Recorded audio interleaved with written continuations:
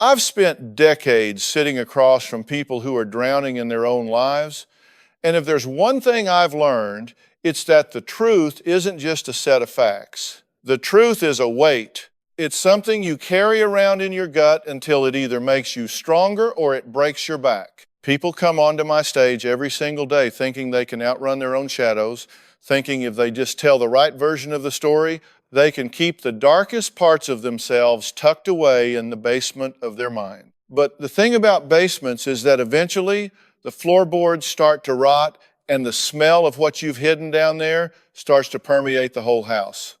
That's where I met Sarah. On the surface, Sarah was exactly the kind of guest that the audience loves to root for. She was 34 years old, polished, articulate, and carried herself with a kind of rigid poise that usually suggests someone is trying very hard not to shatter into a million jagged pieces. She came to me because she said her life was being dismantled by a toxic, overbearing mother who was systematically destroying her marriage and her mental health.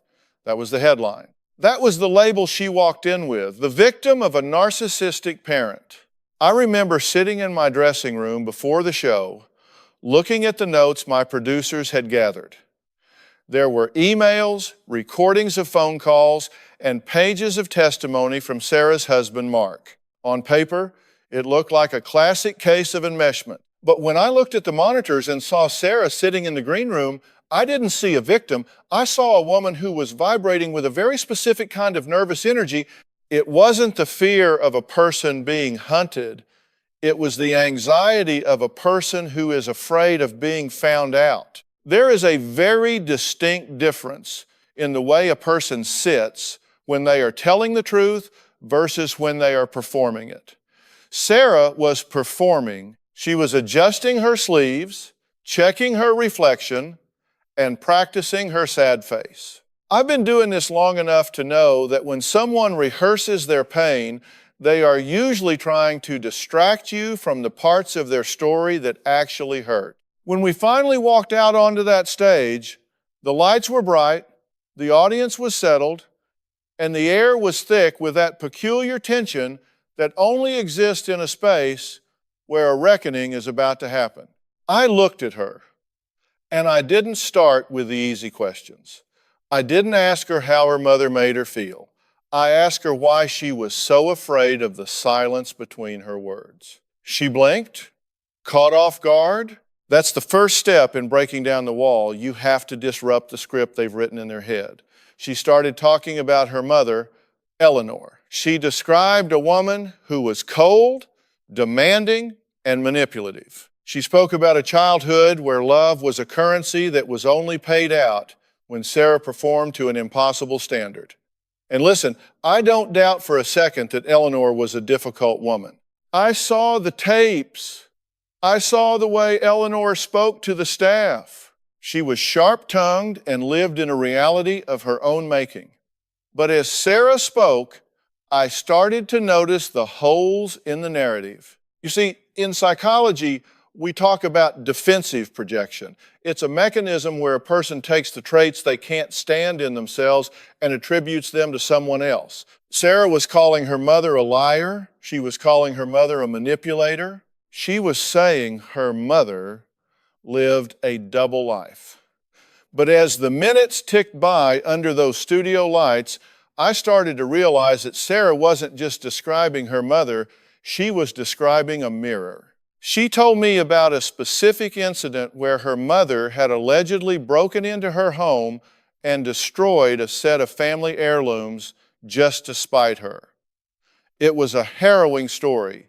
The audience was gasping. Her husband, Mark, sat next to her, nodding solemnly, his hand resting on hers in a show of support.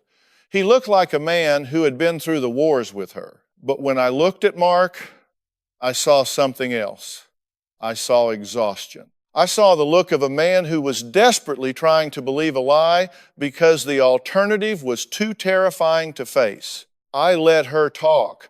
I let the backstory phase of this encounter breathe because you have to let them get comfortable in their own deception before you can start pulling the threads. She talked about her childhood in a small town in Ohio, describing herself as the golden child who could never do enough. She talked about the pressure to be perfect, the way she had to maintain a certain image for the neighbors, the way her mother would punish her with weeks of silence if she brought home anything less than an A+.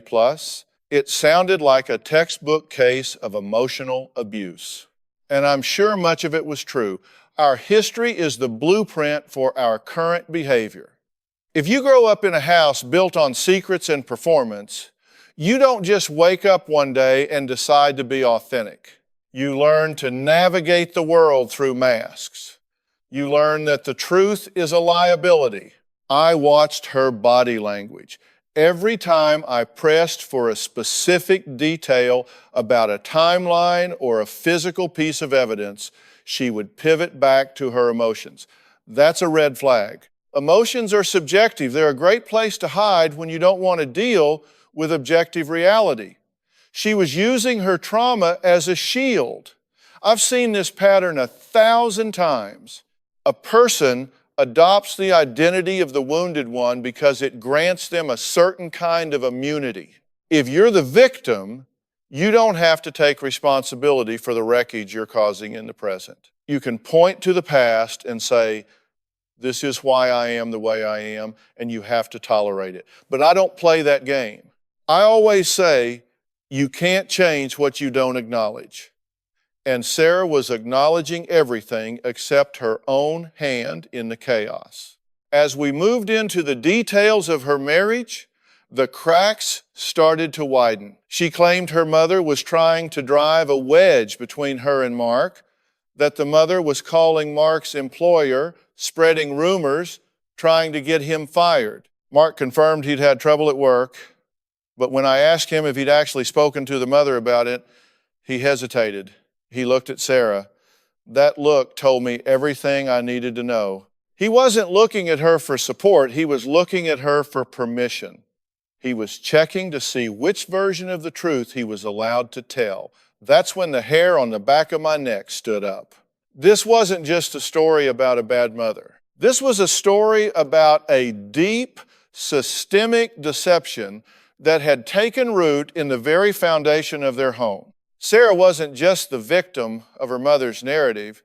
She was the architect of a new one that was just as dangerous and twice as fragile. I leaned forward, resting my elbows on my knees, getting into her space. I told her, Sarah, we're not here to talk about what happened 20 years ago. We're here to talk about what's happening right now, in this moment, between you and the people you claim to love. Because I'm looking at your husband and I'm seeing a man who is terrified to speak. And I'm looking at you and I'm seeing a woman who is holding a secret so tight it's choking her. The room went dead silent. You could hear the hum of the air conditioning. Sarah's face didn't move, but her eyes went cold. That's the moment. That's the moment where the escalation begins, where the polite mask starts to slip and the real person underneath begins to realize that the exits are being blocked. She tried to deflect. She tried to go back to a story about her mother's drinking. I stopped her. I told her, no, we're done talking about Eleanor for a minute. Let's talk about that secret you never planned to say out loud. Let's talk about why you're really here. Sarah blinked, and for a split second, the polished veneer cracked. She let out a short, sharp laugh, the kind of laugh that isn't about humor, but about defense. It was a nervous tick, a way to buy time while her brain scrambled to find a new angle. She looked at Mark and then back at me, her eyes narrowing. She said, I don't know what you're talking about, Dr. Phil. My mother is the one with the secrets. She's the one who's been gaslighting me my entire life. I'm just trying to survive. That's a classic move. When you're backed into a corner, you double down on the original narrative. You wrap yourself in the flag of your own victimhood and hope the other person feels too guilty to keep digging. But I wasn't there to make her feel comfortable. I was there to save what was left of her life.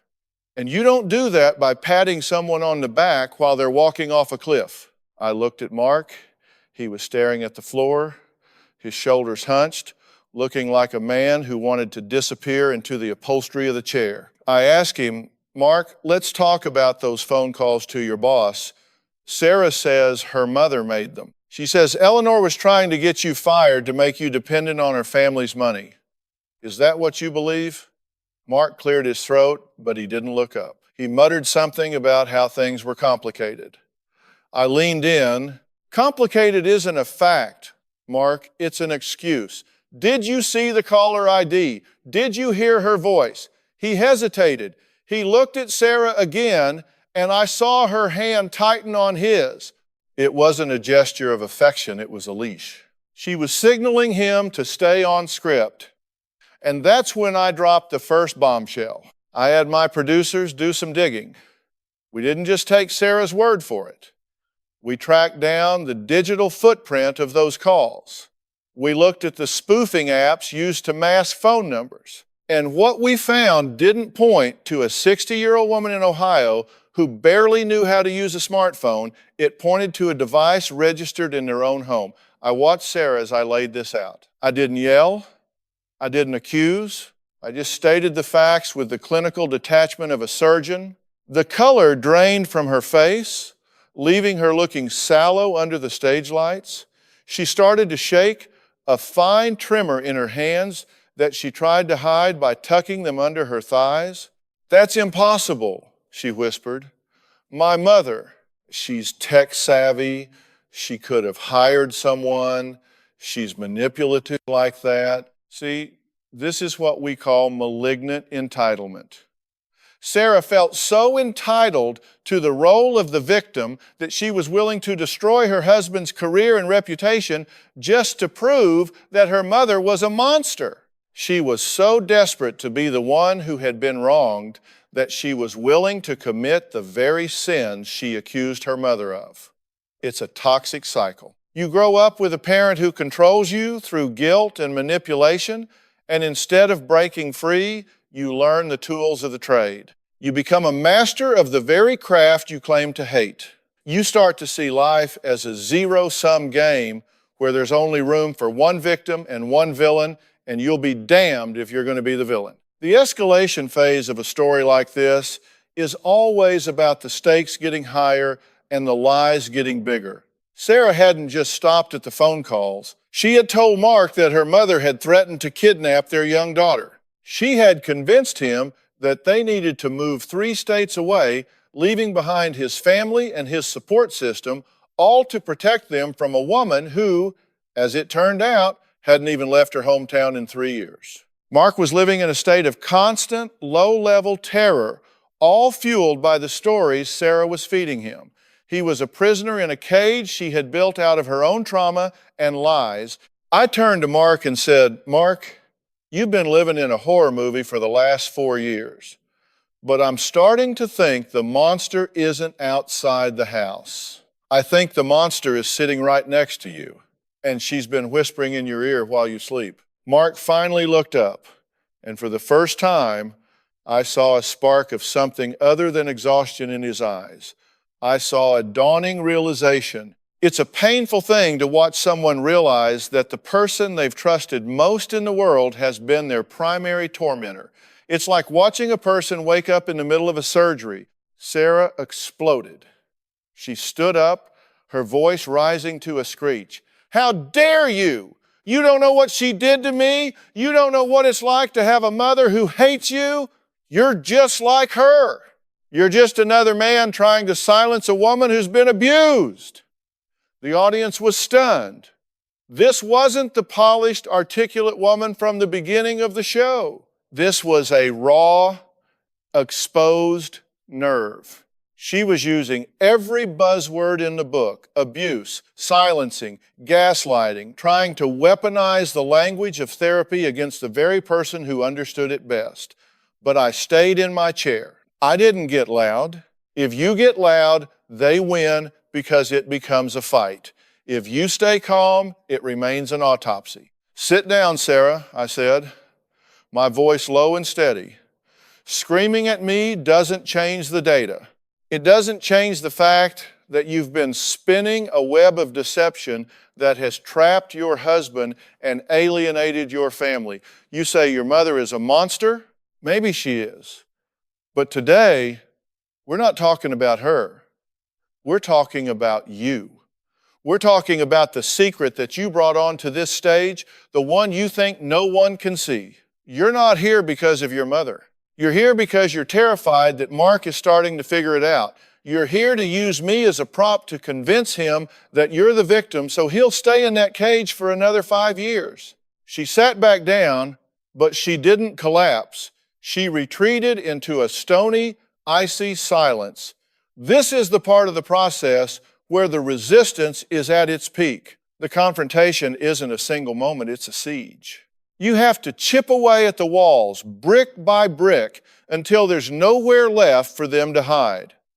I started going through the timeline of the break-in Sarah had described. She claimed her mother had stolen jewelry and trashed their living room while they were at dinner. But the police report, which she didn't think I'd get, stated that there was no sign of forced entry and that the only fingerprints found on the jewelry box were Sarah's.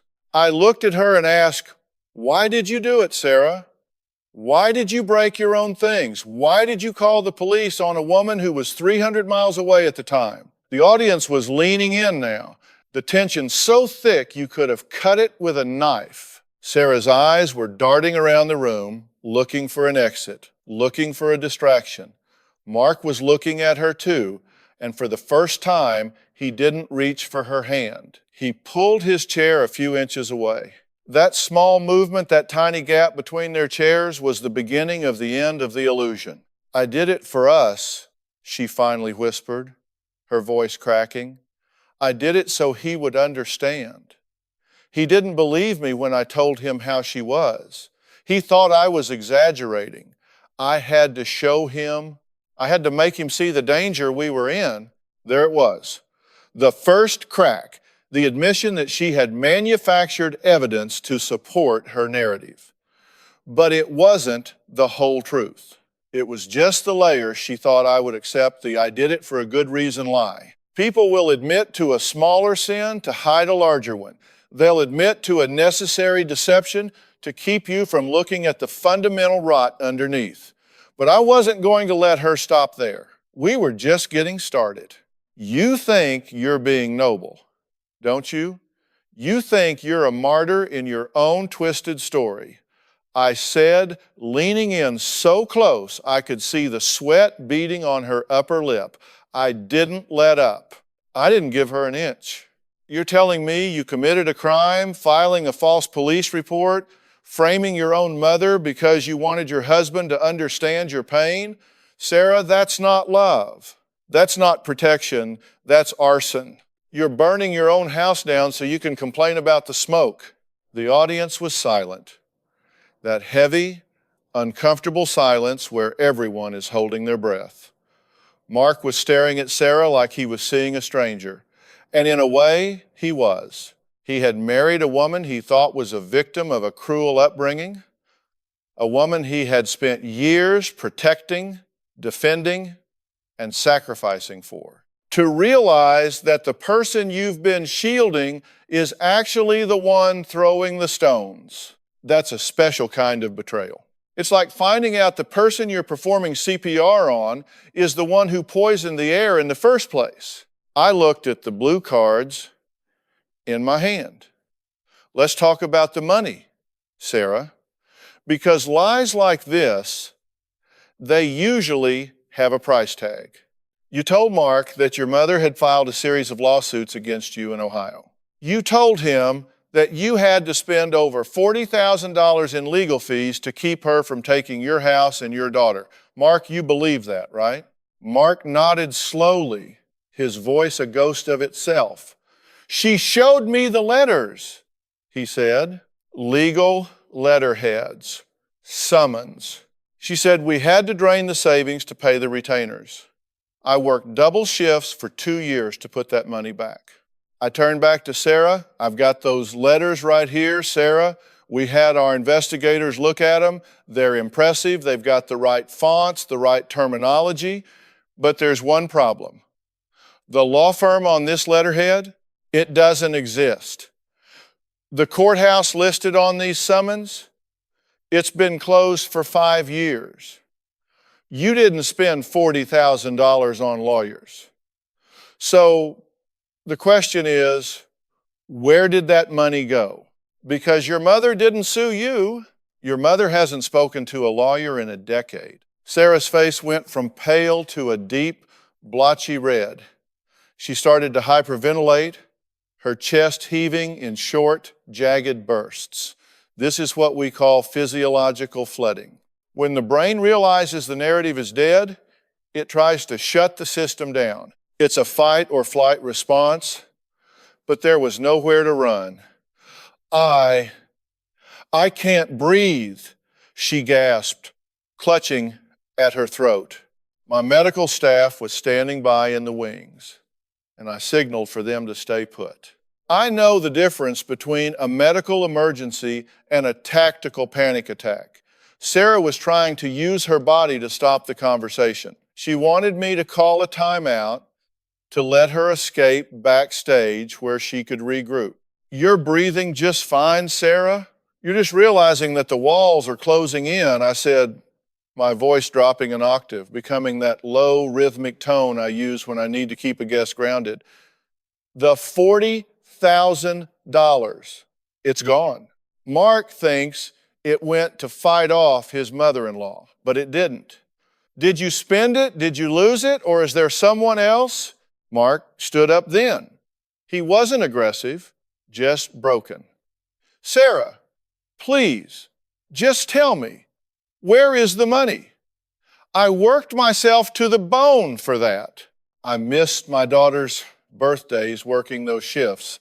Tell me the truth. Sarah looked at him, and for the first time, I saw genuine fear in her eyes. Not the fear of being caught, but the fear of losing her power. You see, Sarah's entire identity was built on being the one who needed saving. If she wasn't the victim, she was nothing. And if Mark wasn't her protector, he was a witness to her crimes. She looked at me, her eyes darting like a trapped animal's. She realized I wasn't going to let go. I was going to keep shaking the tree until every single piece of rotten fruit fell off. I didn't spend it, she whispered, so low the microphones almost didn't catch it. I gave it to her. I paused. That wasn't what I was expecting, and it certainly wasn't what the data suggested. You gave $40,000 to the woman you claim is a monster? The woman you said was trying to kidnap your child? She wasn't trying to kidnap her, Sarah said, the words finally tumbling out, one after another, like a dam breaking. She was trying to help me. I have a problem, doctor. Phil, it started after the baby was born. I felt so empty. I felt like I was disappearing. I started buying things, not big things at first, just stuff online, packages arriving every day. It made me feel like I was still here, like I was important, but then it got out of control. I opened credit cards in Mark's name. I took out a second mortgage. I was drowning. My mother found out. She didn't judge me. She didn't tell Mark. She told me she'd help me pay it off if I went to therapy. But I couldn't go to therapy. I couldn't let anyone know I wasn't perfect. I watched her processing the shift. So you took the $40,000 from the savings, the money Mark thought was for legal fees, and you gave it to your mother to pay back the debts you'd hidden from him? No, Sarah sobbed, her head in her hands.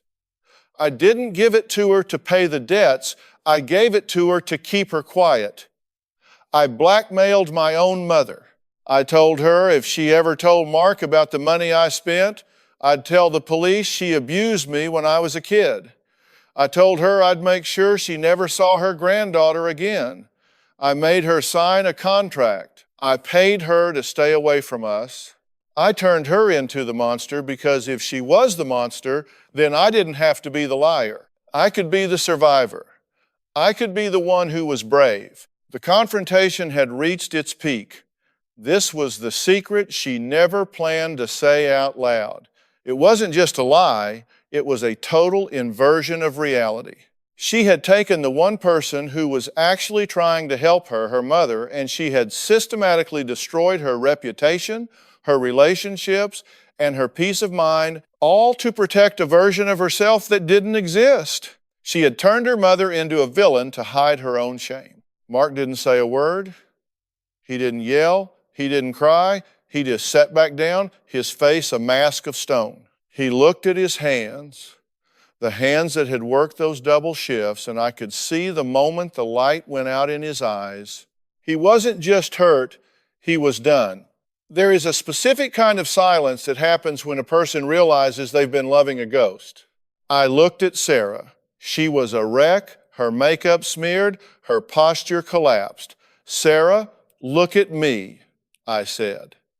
"You've spent your whole life running from the shadow of who you think you are. You've hurt your mother, you've betrayed your husband, and you've built a life out of sand. You thought if you told this secret, the world would end. Well, the world as you know it has ended. The question is, what are you going to do with the wreckage?" The silence that followed Sarah's confession was heavier than the words themselves. It was the kind of silence that rings in your ears, a vacuum created by the sudden collapse of a massive structural lie. I looked at Mark. He wasn't moving. He wasn't even blinking. He looked like a man who had just been told his entire life was a simulation, that every memory he held dear was a staged performance. This is the moment in the show where the audience usually wants to scream or boo, but today, they were just stunned. There's something uniquely chilling about a person who can look their spouse in the eye every morning while harboring a level of deception that is almost Shakespearean in its cruelty. I leaned back in my chair, giving the moment the space it needed. You can't rush a breakthrough of this magnitude. If you push too hard, the person snaps back into their defensive shell. You have to let the reality of what they've said settle into the air like dust. I looked at Sarah, who was now weeping, but it wasn't the performative, look at my pain, weeping from earlier. This was the sound of a woman whose air supply had been cut off. This was the sound of a woman who had finally run out of places to hide. "Sarah," I said, my voice quiet but firm, "do you realize what you've just admitted to? You didn't just tell a lie. You didn't just hide some spending. You conducted a campaign of psychological warfare against your own mother, the woman who raised you, the woman who was trying to help you, and you used your husband's love for you as the primary weapon. You didn't just take his money. You took his peace of mind. You took his sense of safety. You turned him into a soldier in a war that didn't even exist." She didn't look up. She just kept sobbing into her hands. I know I'm a monster. That's what she always told me. That's what I've always been. No, I corrected her immediately. Don't you dare go there. Don't you dare use that "I'm a monster" line as a way to avoid accountability. Calling yourself a monster is just another way of saying you're powerless to change. It's a cop-out. You're not a monster. You're a woman who made a series of calculated, selfish choices to protect your ego because you were too cowardly to be honest. You're a woman who valued your perfect image more than the lives of the people who loved you. Don't hide behind a label. Stand in the truth of your actions. I turned my attention back to Mark. I needed to know where he was. "Mark, you've been sitting there for the last 10 minutes listening to the woman you've sacrificed everything for admit that she's been gaslighting you for years. What are you thinking right now? And I want you to be honest. Don't try to protect her. She's already done enough damage to herself." Mark finally looked up. His eyes were red-rimmed, but there were no tears. Just a cold, hard clarity that I've seen in people who have finally reached their breaking point. "I'm thinking about the phone calls," he said, his voice raspy. I'm thinking about the nights I sat in the car outside my mother-in-law's house, wondering if I should go in there and confront her for ruining our lives. I'm thinking about how I hated Eleanor. I blamed her for every gray hair on my head. I blamed her for the fact that we couldn't afford a vacation, or a new car, or a college fund for our daughter. And all that time, it was you. He looked at Sarah then, and the look was devastating. You let me hate a woman who was actually trying to save you. You let me believe I was a hero for protecting you from a ghost. I was afraid, Mark. Sarah choked out. I was so afraid you'd leave me if you knew I'd failed. You didn't fail, Mark said, his voice rising for the first time. You betrayed me. There's a difference. People fail all the time. People lose money. People get into debt. I would have helped you. We would have figured it out. But you didn't trust me. You didn't love me enough to be real with me. You just wanted a bodyguard for your lies. This is the confrontation moving into its most painful phase. This is the internal working model of their relationship being dismantled. Sarah's logic was that being perfect was the only way to be loved. If she was flawed, she was unlovable. This often stems from the very childhood she was using as an excuse. Her mother, Eleanor, likely did have high standards. And Sarah grew up believing that her value was conditional. But instead of breaking that cycle, Sarah perfected it. She became a high-functioning addict of validation. She needed Mark to see her as the perfect victim because it guaranteed his devotion. It was a parasitic emotional trade. I looked at the monitors and saw that my producers had been able to get Eleanor on the phone. She had been watching the feed from her home in Ohio. Sarah, your mother is on the line, I said. She's heard everything. Sarah froze. The shame of being exposed to me and Mark was one thing, but being exposed to the woman she had spent years demonizing was another level of hell. Eleanor, are you there? I asked. A voice came through the speakers, thin, shaky, but remarkably composed. I'm here, Philip, I'm here. Eleanor, you've heard your daughter's confession. You've heard her admit that she blackmailed you, that she lied about you to her husband, and that she's been using you as the villain in her story for years. What do you have to say to her? There was a long pause on the other end of the line. I could hear Eleanor taking a ragged breath. Sarah, she finally said, I never hated you. I never thought you were a monster. I just wanted you to be okay. When I found out about the money, I didn't want to tell Mark because I didn't want to break up your family. I thought if I gave you the money back, if I helped you quietly, you'd finally see that you didn't have to be perfect for me to love you. But you turned it into a weapon. You told me if I ever saw my granddaughter again, you'd tell the world I'd hurt you. Do you know what that did to me? Do you know how many nights I sat in the dark, wondering what I did to make you hate me that much? Sarah was curled into a ball in her chair now, the sound of her mother's voice acting like a physical blow. This was the outcome beginning to take shape. It wasn't going to be a hug-it-out moment. This wasn't a movie where everyone cries and then goes to dinner. This was a catastrophic failure of a family unit. You see, Sarah, I said, leaning in, your mother was willing to be the villain in your story just to keep a connection with you. She took the hits, she took the blame, she took the isolation, and you just kept piling it on. You weren't just protecting yourself, you were enjoying the power. There is a secondary gain to being a victim. It gives you a get-out-of-jail-free card for your own behavior. It gives you the moral high ground. But the high ground you're standing on is a mountain of garbage. I looked at the clock. We were nearing the end of our time, and the energy in the room had shifted from shock to a cold, clinical sadness. I turned to Mark. Mark, where do you go from here? Is there a path back for you? Can you ever look at her and see anything other than the lies? Mark looked at Sarah, then he looked at me. He didn't answer right away. He was a man who took his vows seriously, a man who had built his entire identity around being a protector. But you can't protect someone from themselves, and you can't build a future on a foundation that's been hollowed out by termites.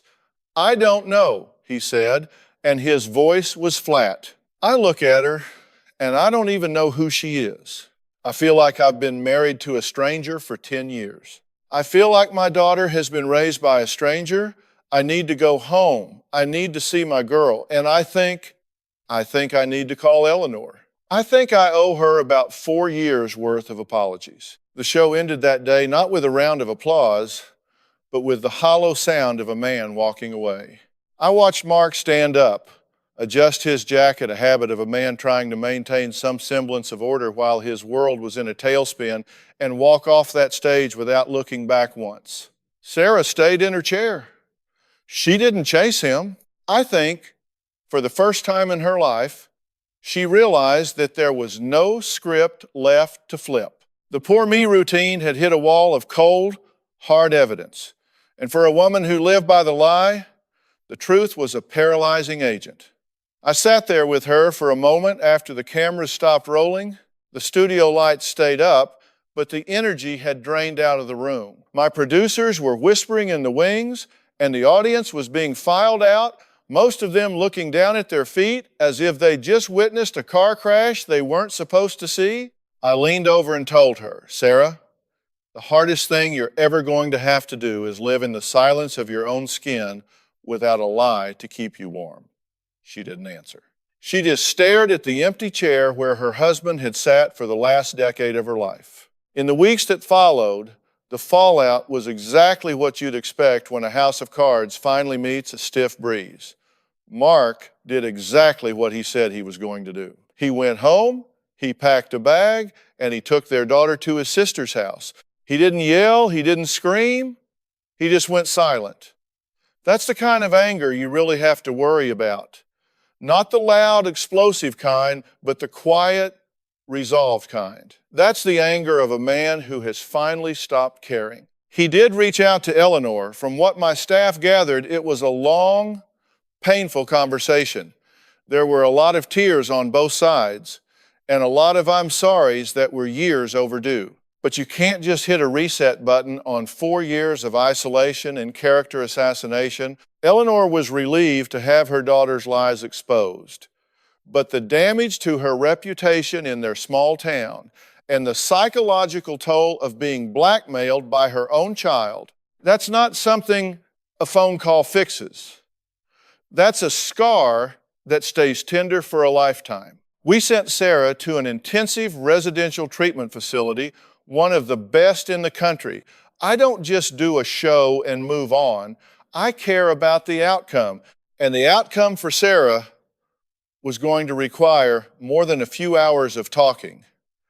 It was going to require a total personality reconstruction. She had to learn how to exist without the victim label. She had to learn that her value didn't come from how much people pitied her or how perfect she appeared to be. The therapist there worked with her on the core issues of her entitlement and her pathological need for control. It wasn't easy. For the first month, she tried to manipulate the doctors. She tried to frame the other patients as bullies. She tried to play the same game she'd played with Mark. But when you're in a place where everyone sees through the smoke, those games don't work. You eventually have to look in the mirror. I checked in on her progress about 3 months later. She was thinner, she looked tired, but for the first time, her eyes looked present. She told me she had started writing letters to Eleanor, not letters asking for forgiveness, because she wasn't ready for that yet, but letters of accountability, just listing the facts of what she'd done without adding a but or a because at the end of the sentence.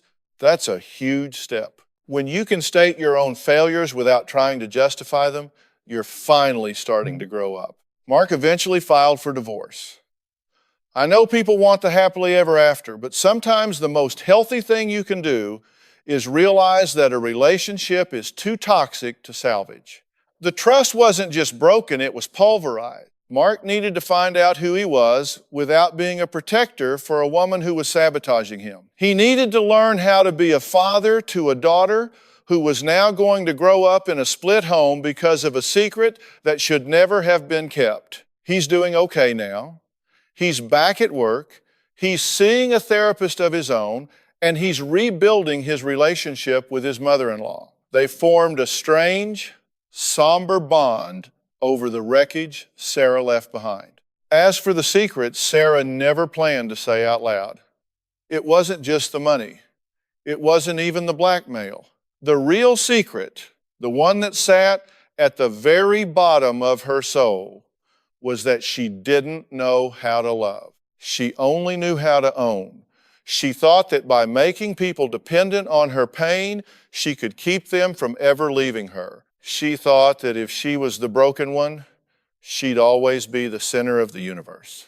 It's a tragic way to live, and it's a path that leads to a very lonely destination. I think about that case a lot when I'm driving home at night. I think about how many people are sitting at their kitchen tables right now, looking at their spouses and spinning a web of little lies that they think are harmless. They think they're protecting the marriage or protecting their image or just avoiding a fight. But lies aren't protective. They're like termites. You don't see them doing the damage until you try to lean against a wall and the whole house comes down around you. Life is tough. It's messy, it's complicated, and sometimes it's downright ugly. But I'll tell you this, I'd rather deal with a hard truth any day of the week than a beautiful lie. Because you can build something on a hard truth. You can stand on it. You can move forward from it. But a lie is a hole in the ground covered with a thin sheet of paper. You can walk on it for a while. You can even dance on it if you're light enough, but eventually you're going to fall through. And when you do, there's no one down there to catch you. Sarah's story didn't have a neat ending. It didn't have a get real moment that fixed everything in an hour, but it had a beginning. It was the beginning of a long, painful, and necessary walk toward the truth. And at the end of the day, that's all I can ever ask for. You can't change what you don't acknowledge, and Sarah finally, painfully acknowledged the rot. Now, she just has to decide if she wants to build something new on the side of the fire or if she's just going to sit in the ashes. That's her choice now. Not mine, not Mark's, and not Eleanor's. I've said it once, and I'll say it 1,000 times more. You don't need a miracle to change your life. You just need the courage to be honest. You need the guts to stop the performance and just be a human being, flaws and all. Because at the end of the day, the only person you're really fooling when you live a lie is yourself. And that is a price far too high to pay for anyone.